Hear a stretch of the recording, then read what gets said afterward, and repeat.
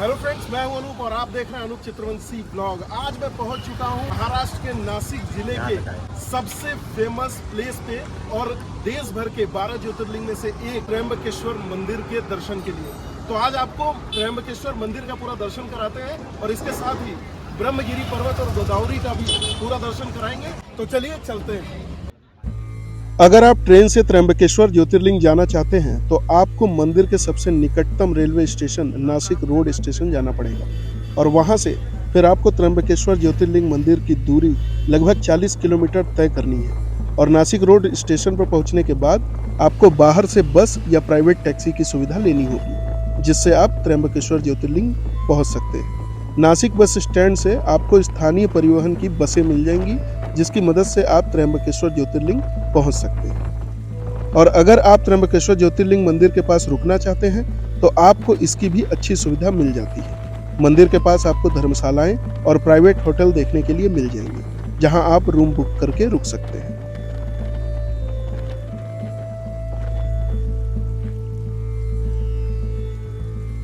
तो अब मैं पहुंच चुका हूं त्र्यंबकेश्वर ज्योतिर्लिंग के बस स्टॉप पे और ये सामने आप देख सकते हैं ब्रह्मगिरी पर्वत का पूरा नजारा।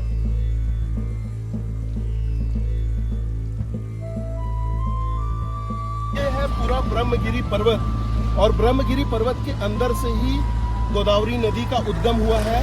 और आपको बता दूं कि जैसे नॉर्थ इंडिया में गंगा जी का महत्व है, उसी तरीके से यहाँ पर गोदावरी नदी का उतना ही महत्व है। तो आइए आगे बढ़ते हैं और दिखाते हैं।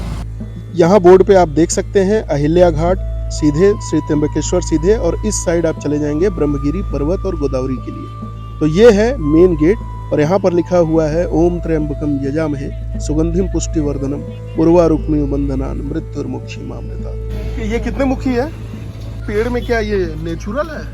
शिवलिंग बना हुआ है, बनाया गया है यार इसमें ये डंडी लगा के। त्र्यंबकेश्वर जैसा पवित्र धाम, गोदावरी जैसी पवित्र नदी और ब्रह्मगिरी जैसा दिव्य और सुंदर पर्वत एक साथ और कहीं देखने को नहीं मिलता। मंदिर के आसपास की प्राकृतिक दृश्य बड़ा ही मनमोहक और आकर्षक लगता है, इसलिए यहाँ धार्मिक यात्रा के साथ साथ अधिकतर लोग पर्यटन का भी आनंद लेते हुए देखे जा सकते हैं। वैसे तो श्री त्र्यंबकेश्वर में श्रद्धालुओं का आना जाना साल के 12 महीने लगा रहता है, लेकिन अगर आप यहाँ अपने परिवार के छोटे बच्चों और बड़े बुजुर्गों के साथ जाना चाहते हैं तो ध्यान रखना होगा कि गर्मियों के मौसम में यहाँ जाने से बचें। ये है मुख्य द्वार त्र्यंबकेश्वर ज्योतिर्लिंग का और यहाँ पर आप रथ देख सकते हैं जिस पर बाबा की सवारी निकलती है। तो ये पूरा मंदिर परिसर के बाहर का नज़ारा। प्रसाद मैंने ले लिया है और यहाँ पर वीआईपी लाइन की व्यवस्था थी, लेकिन मैं नॉर्मल इंसान हूँ तो मैं लाइन में लगकर ही बाबा का दर्शन करूंगा और आपको भी कराऊंगा। और यहाँ आने के लिए अक्टूबर से मार्च के बीच का जो समय होता है वो सबसे अच्छा समय माना जाता है।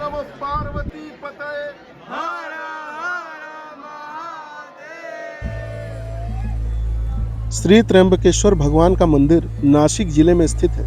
यह मंदिर भगवान शिव के उन 12 ज्योतिर्लिंगों में से एक है जिन्हें भारत में सबसे अधिक पूजा जाता है। मंदिर के पास ही ब्रह्मगिरी नामक पर्वत से पुण्य सलिला गोदावरी नदी निकलती है और उत्तर भारत में पाप नाशिनी गंगा का जो महत्व है वही दक्षिण में गोदावरी का है। जिस तरह गंगा अवतरण का श्रेय महातपस्वी भागीरथ जी को है, वैसे ही गोदावरी का प्रवाह ऋषि श्रेष्ठ गौतम जी की महान तपस्या का फल है, जो उन्हें भगवान आशुतोष से प्राप्त हुआ था। लाइन में मैं लग चुका हूँ और दर्शन करने के लिए आपको 2 गेट क्रॉस करके जाना होता है। तो ये पहला गेट है, इसके अंदर चलने के बाद फिर दूसरा गेट स्टार्ट होगा और तब हम पहुंचे मेन धाम में, जहां पर भगवान का शिवलिंग है।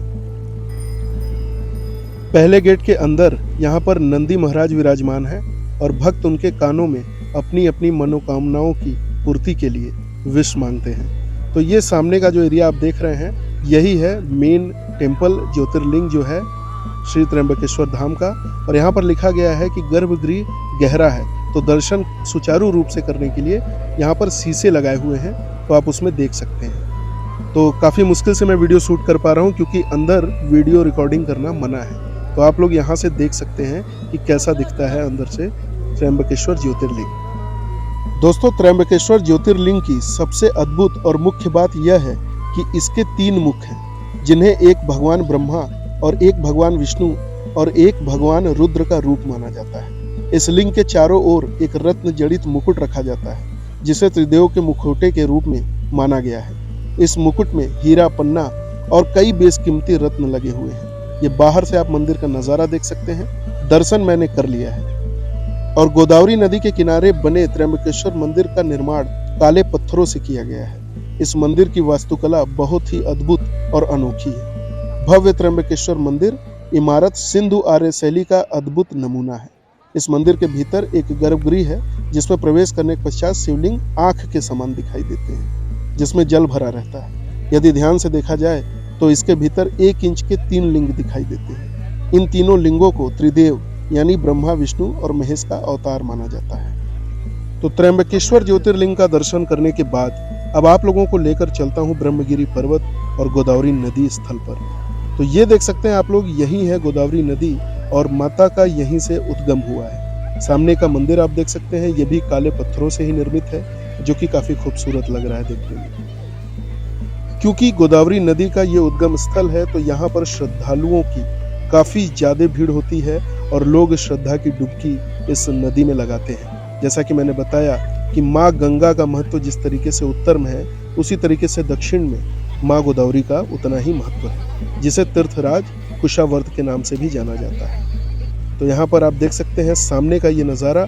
यही है ब्रह्मगिरी पर्वत और श्रद्धालु इस पर्वत की भी परिक्रमा करते हैं। नेक्स्ट टाइम आऊँगा तो कोशिश करूँगा कि ब्रह्मगिरी पर्वत का भी परिक्रमा हो जाए। तो यहाँ पर आप देख सकते हैं कि कितने ढेर सारे श्रद्धालु हैं और सभी लोग यहाँ पर माँ गोदावरी में स्नान करके अपने पापों की मुक्ति के लिए श्रद्धा की डुबकी लगा रहे हैं। और यहाँ जो बीच का एरिया आप देख सकते हैं, ये काफ़ी गहरा है, क्योंकि नीचे नीचे पहाड़ के नीचे नीचे यहाँ पर माँ गोदावरी आई है। तो यहाँ पर बैरिकेटिंग कर दी गई है और रस्सी के सहारे लोग पकड़कर नहाते हैं। दोस्तों, माँ गोदावरी की उत्पत्ति पश्चिमी घाट में त्रयंबक पहाड़ी से हुई है, जो कि ब्रह्मगिरी पर्वत आपने सामने देखा, और यह महाराष्ट्र में नासिक जिले से निकलती हैं। इनकी लंबाई प्रायः 1465 किलोमीटर है। इस नदी का पाट बहुत बड़ा है। गोदावरी की उपनदियों में प्रमुख हैं प्राणहिता, इंद्रावती, मंजीरा। यह महाराष्ट्र, तेलंगाना, आंध्र प्रदेश से बहते हुए राजमंड्री नगर के समीप बंगाल की खाड़ी में जाकर मिल जाती है। तो दोस्तों, उम्मीद करता हूं कि आप लोगों ने त्र्यंबकेश्वर ज्योतिर्लिंग का दर्शन किया होगा, माँ गोदावरी का किया होगा। इस वीडियो को यहीं पर करते हैं समाप्त। मिलते हैं किसी दूसरे वीडियो।